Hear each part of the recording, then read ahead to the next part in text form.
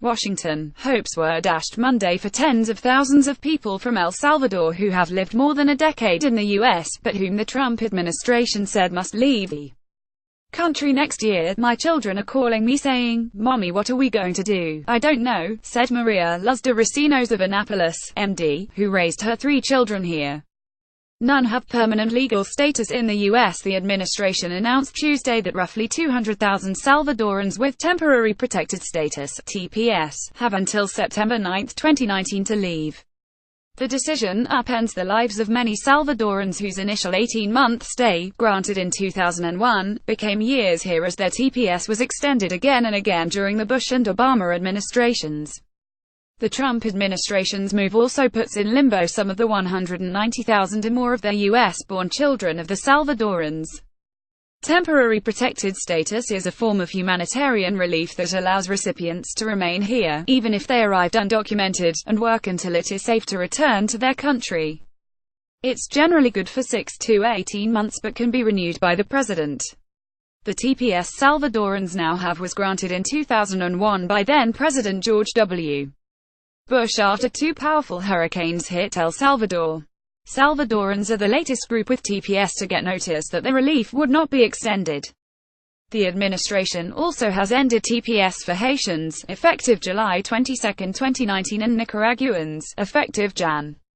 5, 2019. The Department of Homeland Security extended TPS for Hondurans for 6 months and will decide then whether to end it. Hondurans and Nicaraguans face deadline to remain in country legal. A Monday's announcement drew swift reaction in Congress from Latino groups and advocates. Immigration hardliners applauded the decision. Florida Republican Rep.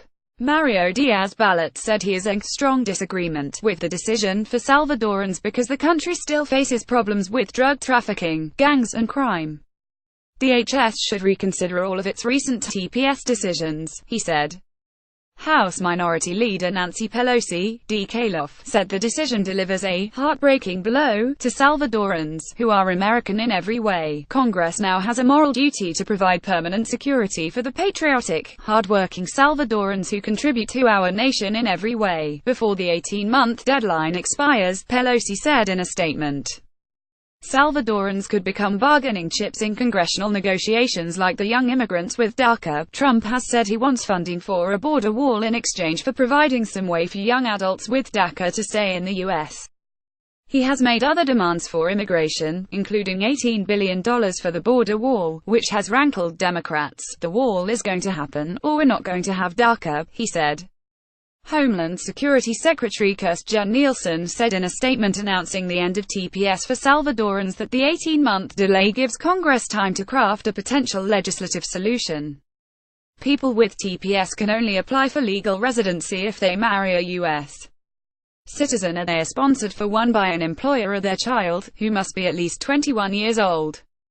Groups wanting to severely curb immigration have long opposed extensions of TPS. Carla Alvarado, a nursing supervisor in a Philadelphia area home health care office, said she hadn't been active in immigration protests until recently but will be involved now. Since her arrival in the U.S., she has gotten her nursing degree and worked her way up from a pediatric nurse to nursing supervisor, growing with her company that went from 10 to about 40 employees, including her. She has TPS but married a U.S. citizen in September.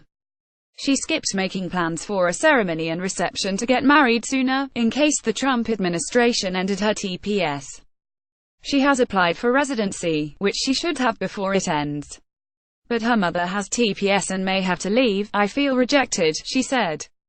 "We work so hard. We pay Social Security. If I get fired, I don't have unemployment. We try to do everything the right way. I feel rejected, like, okay, we just used you, now you can leave." If every person from El Salvador goes away, Washington, D.C. will not be able to function. "This is bad for economic growth, bad families, DNA of who we are, very bad and humane decision. If they decided to strike, D.C. will shut down." https://t.co/1i6naj Jose Andres, at Shea Hosendas, January 8, 2018. Nielsen, the Homeland Security Secretary, said in a statement that conditions caused by the 2001 earthquakes no longer exist in El Salvador, so under law the TPS must end. El Salvador received aid to rebuild after the quakes. Reconstruction projects are complete. Schools, hospitals and homes have been rebuilt and money provided for repairs to infrastructure, Nielsen said. The substantial disruption of living conditions caused by the earthquake no longer exist, she said. But other conditions exist, namely drug cart and organized crime violence that have led tens of thousands of children and families to trek to the U.S. border and request asylum there. Sending hundreds of thousands of people who may not speak Spanish well, whose children likely speak English, where there are few jobs, will make them easy prey for gangs and criminal networks either for extortion or recruitment, said Shannon O'Neill, a fellow with the Council on Foreign Relations and Latin America expert. Salvadorans in the U.S. sent back $3.7 million back to families and their communities in El Salvador last year, a 10.4% increase over 2017 and represents 17.1% of its gross domestic product, according to El Salvador's embassy. It is bad policy to rip them out of this social place they've been embedded in, O'Neill said. It also will be destabilizing, Recinos said. Being unable to work in the U.S. and to send money home will greatly affect her family in El Salvador. I've never had a bad intention for this country. On the contrary, I'm grateful it opened the door for me and I'm here, and for that reason I respect and appreciate this country, Recinos said. Nevertheless, I disagree with the injustices handed us. She and her husband have paid a mortgage and taxes for 12 years. She said she would not go into hiding if Congress failed to pass a law providing a way to stay in the U.S. I am not a criminal, she said. Follow NBC Latino on Facebook, Twitter and Instagram.